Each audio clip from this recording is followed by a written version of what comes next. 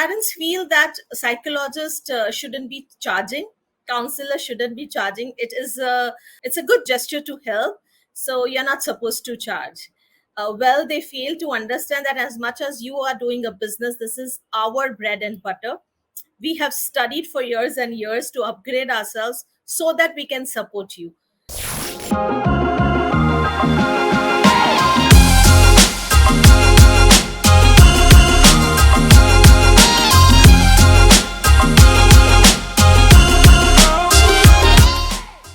So, hey guys, welcome back to the 101 session with a thought leader. And today, once again, we are here with a new thought leader with us. Her name is Riddhi Doshi.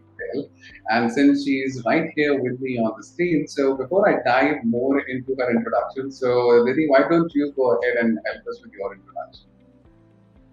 Thank you, Siddharth, and thank you, Jasleen.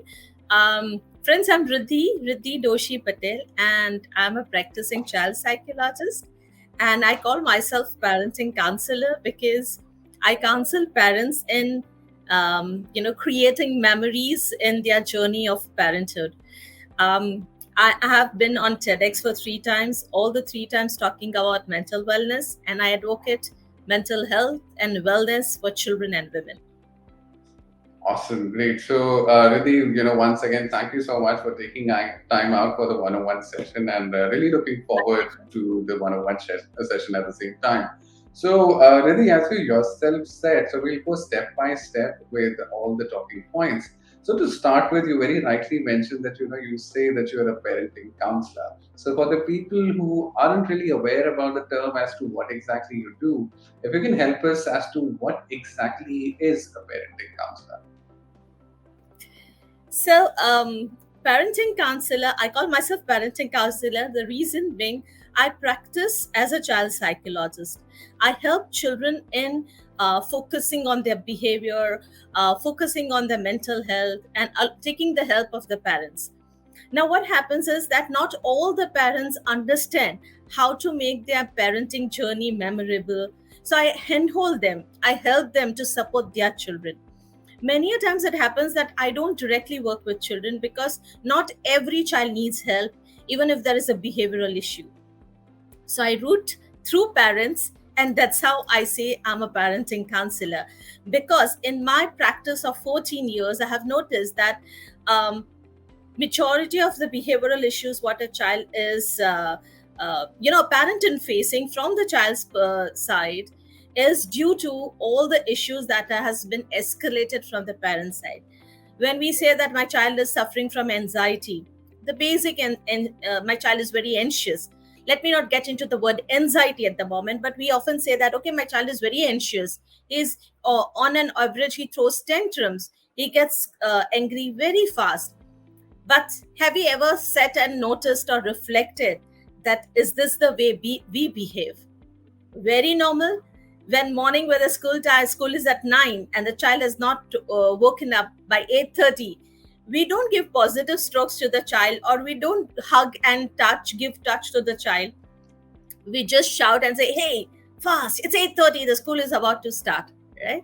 And that's where the anxiety escalates to the child. And then we say that a child is anxious for small things, but that is what the child has learned from us. So I help the parents to create memories by solving all that choti cheeze, what mistakes they are doing in their journey of parenting, and to make their journey memorable. That's how I say I'm a parenting counselor.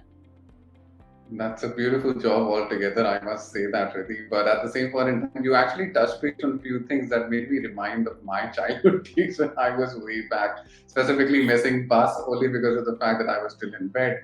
But yeah, this was one memory that just came by.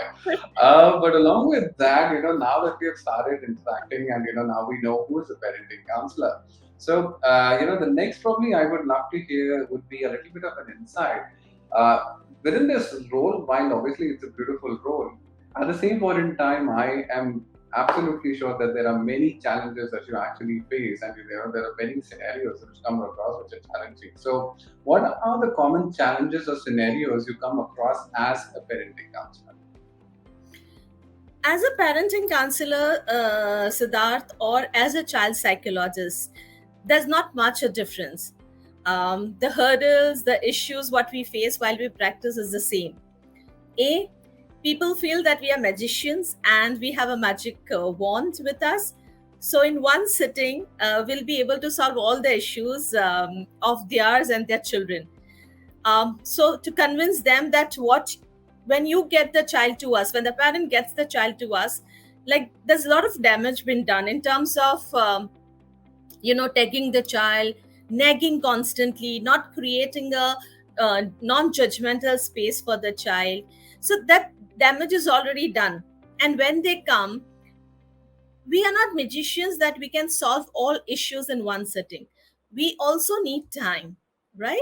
So that's the first thing which we really take time to explain the parents. Two, parents feel that psychologists shouldn't be charging, counselors shouldn't be charging. It's a good it's a good gesture to help. So you're not supposed to charge. Well, they fail to understand that as much as you are doing a business, this is our bread and butter. We have studied for years and years to upgrade ourselves so that we can support you. It's not that we don't do freebies. Yes, we are. I am particularly associated with a couple of NGOs wherein once a month or twice a month I'm there to counsel children, and that's completely free of cost. But that's my way of giving back to the society. But that's being a psychologist also, I'm doing a lot of hard work to support the child, right? And I'm demanding the fees. So that's a two. Three, parents feel that when a child is not eating properly, or when the child is not in a good mood, or when they are not in a good mood, or when they talk very frankly with the children, talking about the past and the future of their life with the child, they fail to understand that every talk has to be done age appropriate. Also, when you're talking about your past and the future, you are giving information to the child which probably at that particular space the child doesn't need all that to know. That might add issues, or that might affect the child's mental health. So parents feel that जब भी बच्चा कम खाता है और ठीक से सोया नहीं है, that is very temporary, and they can call up any masi, auntie, uncle and get all this stuff solved. So that's a major issue we psychologists face. Sorry, because parents feel that all the small things are not supposed to be focused upon, and there is no help needed for a child or by them. That's where they need to understand that any changes in a child's lifestyle, if you notice, or if you notice any sort of changes in your lifestyle as a parent, please take professional help. It's no more a taboo to reach out for help from a counselor or a psychologist. And fourth, parents feel that I personally have received this many times. They feel that as much as we are helping children, I'm saying we because I have a team of therapists also with me. So as much as we are helping children, they feel that they can talk anything and everything with us. Like I had one parent coming and telling me that I want my child to be staying with you for 15-20 days so that वो behavior से बहुत अच्छा हो जाएगा. Now, I'm here to support you and I'm here to help you. That doesn't mean that you talk anything, right? So these four things, I think, if the parents are a little mindful while they talk to the counselor or a psychologist, that would really make an impact.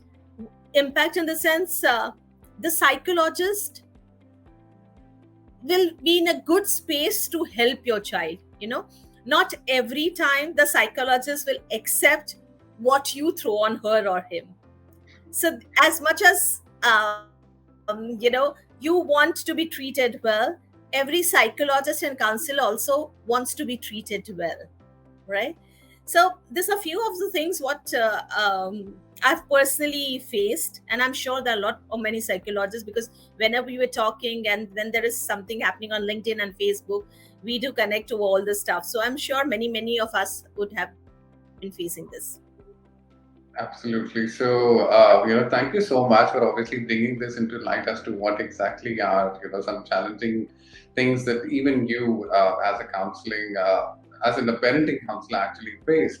But along with that, we would love to, hear the next point would be more a little bit towards the young aspirants, or, primarily towards the teenagers, or you can say the actual audience of Seekho, which is from the age of 20 all the way to 26 to 27. So this is primarily from them as to what advice would you give actually as to how should students or young professionals build a strong foundation to start with, be it mentally or how they can be that strong and then go forward by looking into the challenging and the world actually that we are in right now. Absolutely, absolutely. Things are changing very fast, and mental health is on stake for sure. So, to all the young adults and who are all our listeners, um, one thing is for sure that it is very important for you to accept yourself. If you start accepting yourself as the way you are, that doesn't mean that you accept yourself.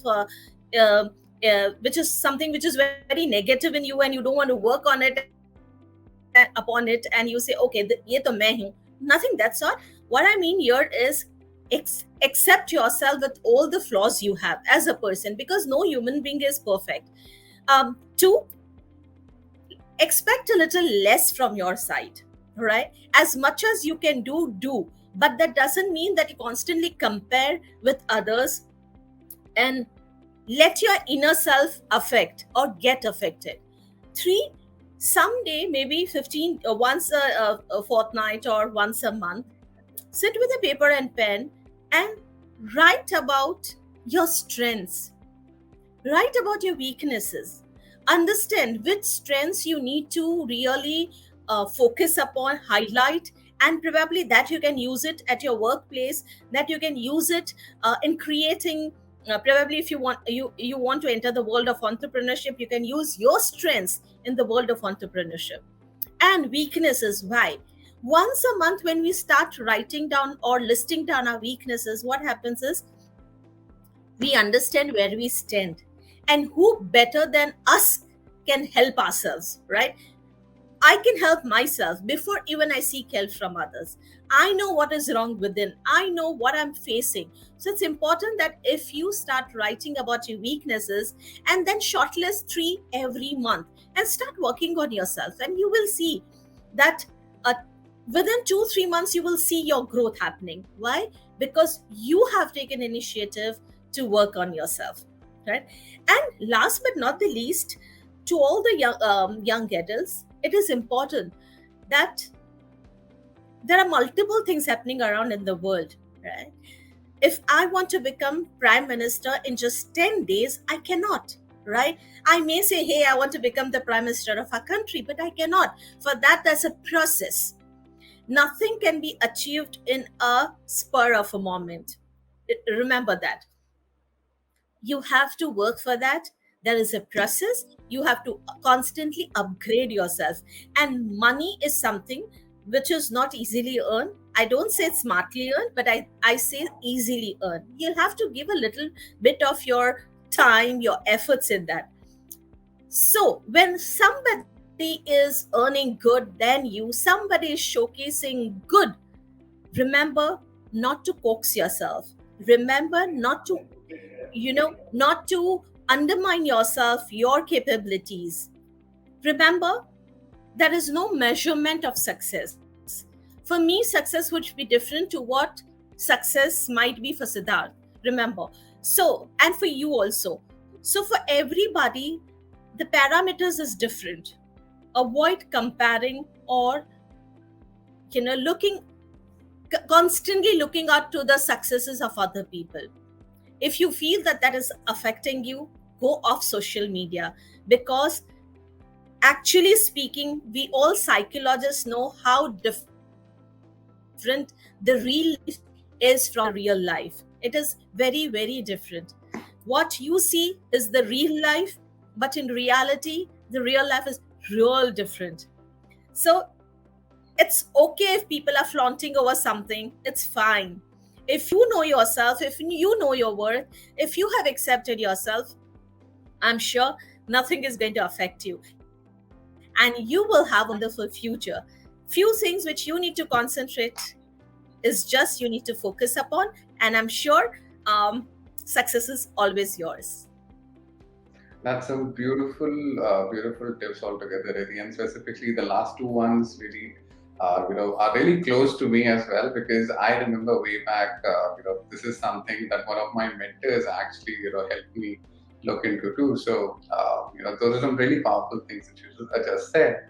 So, moving on. So now that we have covered the young adults, I would again, once again, love to hear from you about probably young leaders which are outside. So, what advice, once again, would you like to give on how should the young leaders which are there, how should they actually practice to be a good role model for young professionals or probably other professionals which are there? Because being a leader is tough, but being a boss at times becomes a little easy. So, you know, uh, how would you probably, what advice would you give to the others on becoming a, good mentor or a leader? So that it's very important for people who are mentors, who are leaders, that you give a very non-judgmental space to your team members or to all the people you are leading. Right, when I say non-judgmental spaces, even the listening space and even the talking space. So as much as they can talk in that space freely, you need to give them space wherein you listen to them without judging them, without kind of comparing them. So this is very important. Also, it is it is okay for them to fail. It is okay to go wrong against some decisions taken.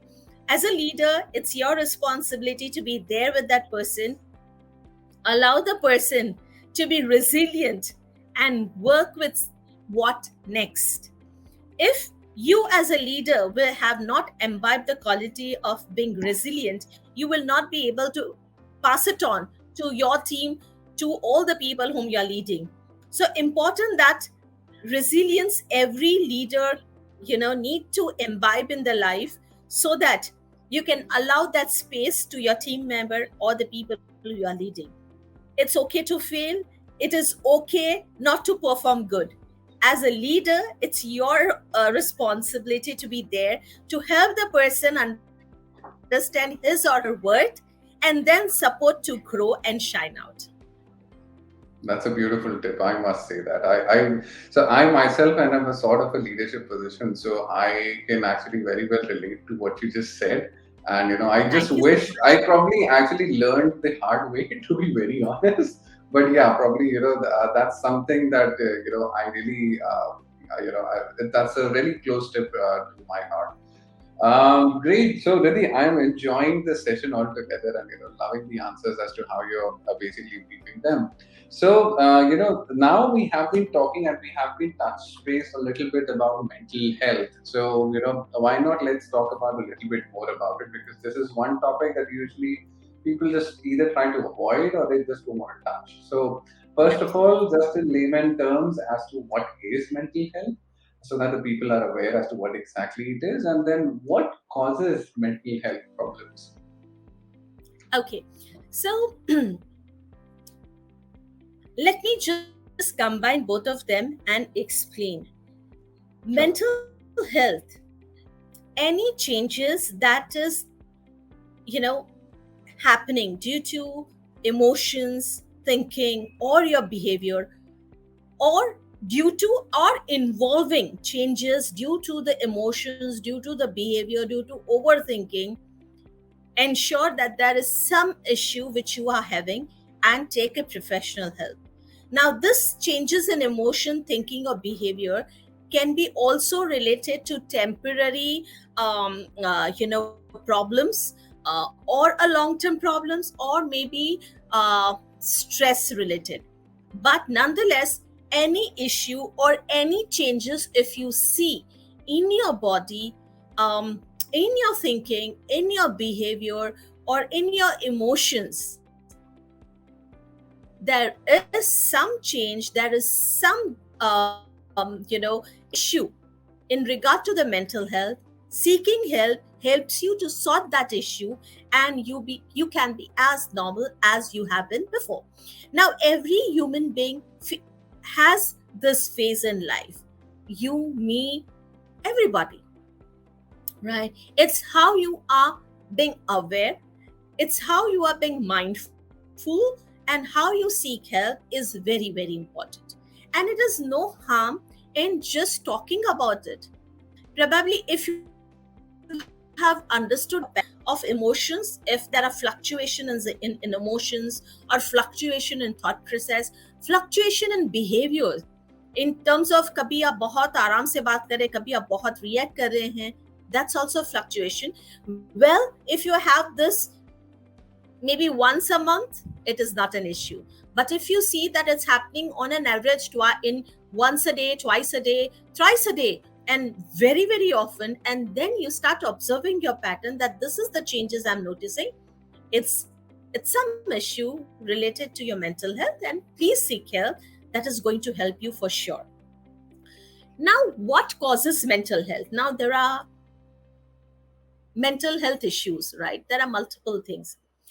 To name few is stress, any traumatic incident that has happened, maybe it's in your family history, maybe abused, maybe parental, parents been overexposed to substances, especially mother, um, any chemical reactions or imbalances that happens, any of this can lead to major mental illness. Also, frustrated, um, having a lot of anger issues, tantrums, they're also related to certain pattern, and that's also related to some issues, and that might lead to a major issue as well. So it's important that you seek help and talk about it. In short, when we are talking about what leads to mental health issue, in short, when we are talking or trying to understand what is mental illness or mental health issue, it is important that as much as when we have a sardar, when our leg is aching or our fingers have gone stiff and we seek help, similarly, when you see that your behavior is changing, you're getting very emotional, you're going very, very sensitive, and that is very often. And if you see that you're constantly thinking, analyzing, overthinking, seek help. That is not normal. I hope I could make it as easy as it can be. Absolutely, and I think you very rightly touched base, specifically at the last, the way that you answered in the last moment, wherein, it's pretty novel, and don't I clearly remember that this topic has been in the limelight for being in a taboo sort of a phase for quite some time, and now obviously the picture is slowly, certainly changing. And at the same point in time, which you very rightly mentioned, is even similar to, if you have a headache or something and you seek help, I don't similarly for this. There is no harm in that. That's your own well-being that Absolutely, you're actually Siddharth. looking into. Because what happens is that, yeah, what happens is that there are many, many young adults and even, parents. When they see changes in their behavior, emotions, thought process, they feel that that's very temporary. But temporary can be once a month or probably once in 6 months. That is temporary and normal. But having once or twice a day anger tantrums or emotional imbalance or thrice or four times in a week, and if that is a pattern, there is some issue. And where you see you want help or you are seeking any support. So it's important that you talk it out. It's important that you seek help and sort it out. It, you know, even before going to a professional, you want to talk to your friend, talk it out. But ensure that you don't allow somebody to advise you, because advising is not the correct way of addressing these issues. The correct way of issue is professionally handling it. and seeking That's professional help is very, very important. that's once again a very, very important tip that you just mentioned. So advice is not the cure, as in just look for an actual solution by going to a specialist. That's great, Riddhi. So moving on to the next one. This Okay, is before again even you a go to very, the yeah, sorry. before you go to the next question, use the word Mhm. specialist, right? So when we have a heart problem, we go to a specific specialist. When we have Correct. anything related to skin, we go to a specialist.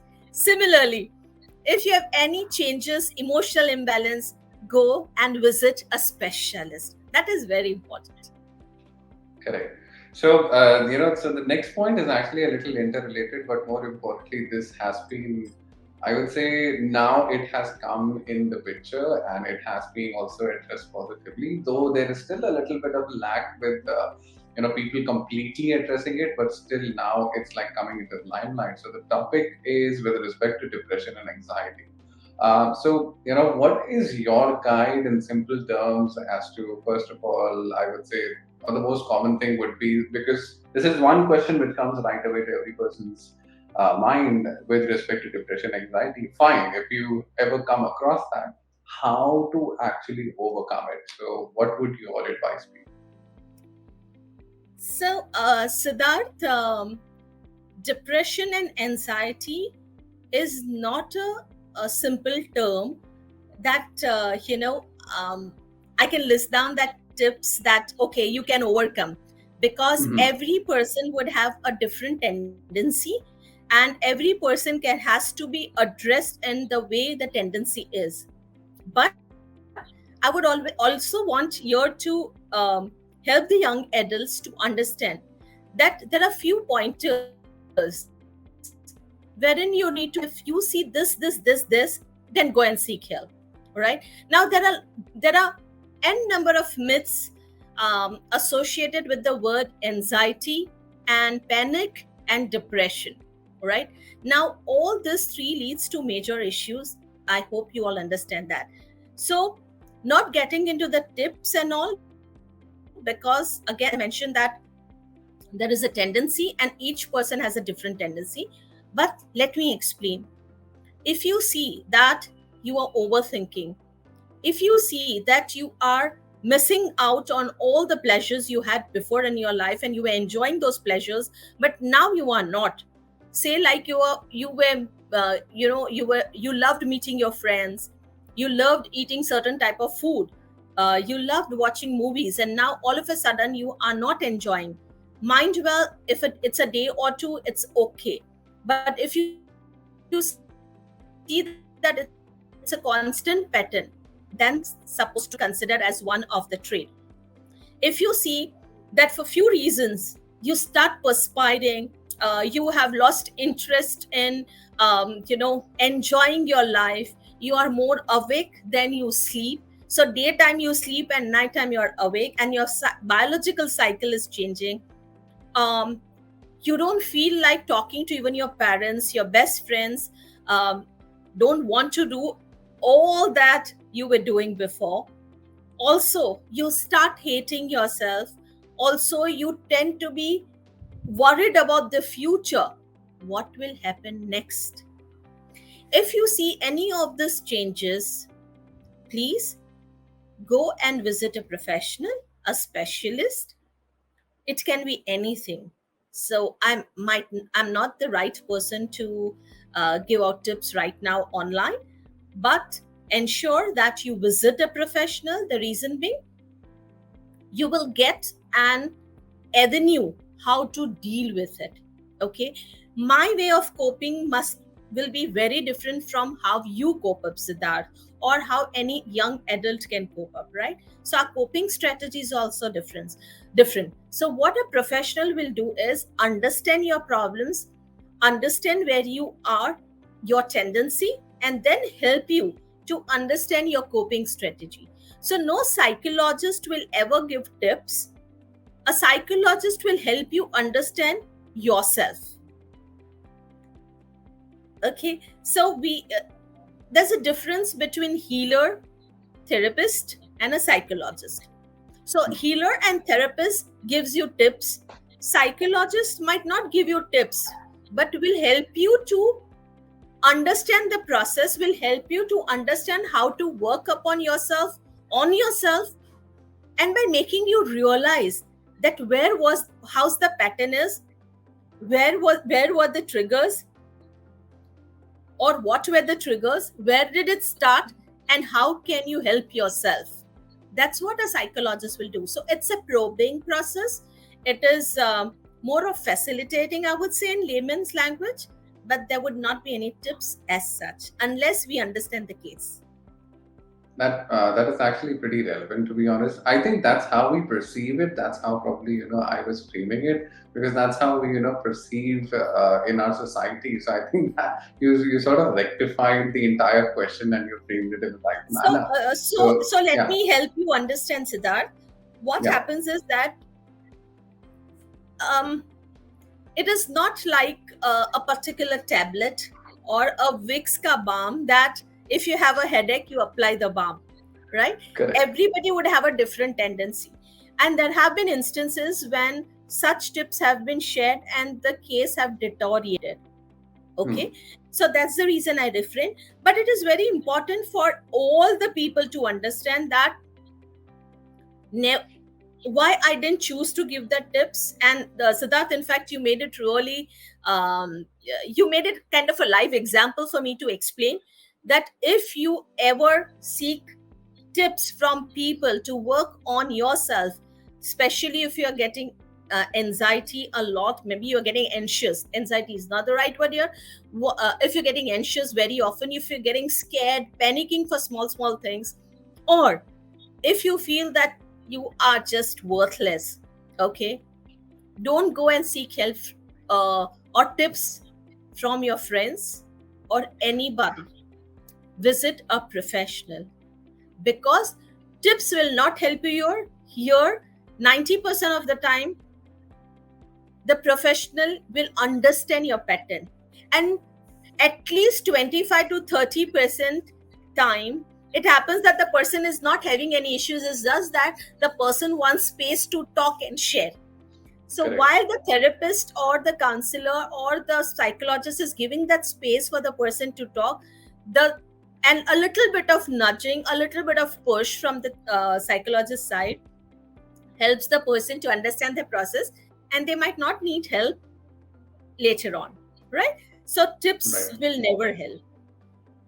Got it. Definitely. So this brings me to considering time, we are almost so we already touched point on, and your answers were so nicely framed that you actually answered few other extra questions that I had. But the main question that I would really love to ask is, this is actually the last question. So this is again based on how the entire, I would say, society or the world around us is all changing. The Decoding set. So this is primarily considering the young aspirants and the young professionals who are starting their, to figure out their careers, and then suddenly they find themselves in this rigorous competitive, race to become the best and to achieve certain great heights, because that's what we have been told from the very young age.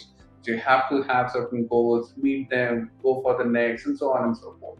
So probably what would your advice be from where you are as to considering this sort of a pattern with respect to a guide for students or even young aspirants to first of all keep and stay positive and then keep moving forward in the right manner? So what would you like to say? Amazing. Here I will like to share the tips for sure. So for every young adult,